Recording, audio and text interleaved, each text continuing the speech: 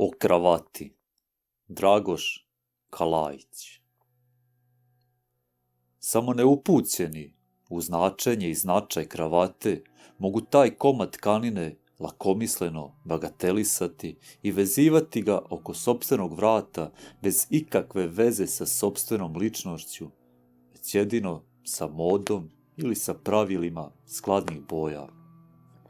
Po veoma rasprostranjenoj legendi to ime potiče od hrvatskih plaćenika koji su žarili i palili, odnosno ratovali po Francuskoj Luja XIV, dakle u 18. stoljeću. Nosili su po pravilu priveske oko vrata, koji su potom po njima prozvani.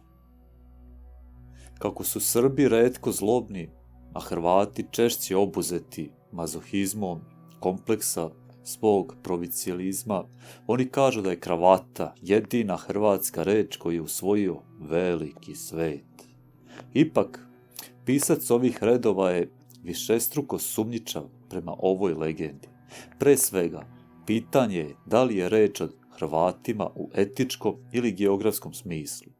S obzirom da su i tada, kao i u prethodnim stoljećima, Hrvatsku Evropu od najezde islamizovanih Azijata i poturica branili uglavnom Srbi, odnosno srpski krajišnici, logično je zaključiti da je i ta plaćenička vojska u Francuskoj uglavnom bila sastavljena od srpskog materijala. Osim toga, rečeni Hrvati nisu izmislili kravatu, nego je taj deo odeće mnogo drevniji i po svemu sudeći potiče iz kulture odevanja starih Rimljana. Kako svedoči jedna Horacijeva satira, Rimljani su kravatu zvali focale. Možda značaj kravate osvetljava i to ime, koja potiče, pretpostavljam, iz istog korena kao i fokus. Ognjište, dom, porodica, žrtvenik, te focilo, okrepiti se, oporaviti, oživeti. Jedno je izvesno, u visokom srednjovekovlju kravata iščezava iz upotrebe, a potom hronike 17. stoljeća svedoče da ona ponovo izbija na scenu mode, šireći se po celoj Evropi u različitim oblicima koji su se očuvali do naših dana. U velikoj su zabludi oni koji misle da je nošenje kravate izbor i znak konformizma. I u tom slučaju svu odgovornost snosi način i svrha upotrebe. Po svojoj prirodi, kravata je sušta suprotnost svakom konformizmu i svakoj uniformisanosti, jer je upravo znak izražavanja i prepoznavanja personalnosti i jedinstvenosti. Nositi kravatu radi upristojenja ili usaglašavanja sa vladajućom modom svojevrsni je besmisao. Najsažetiju definiciju značenja i značaja kravate sa tačke gledišta modernog globalizovanog čoveka pružio je čuveni francuski TV voditelj Guillaume Durand, koji kaže: kravata je jedina pobuna koja je dopuštena čoveku 20. veka. Dakle, ono što je zastava za državu ili naciju, grb za plemićku lozu, to je kravata, u nedostatku drugih dopuštenih obeležja za modernog čoveka, za njegovu ugroženu osobenost ili individualnost.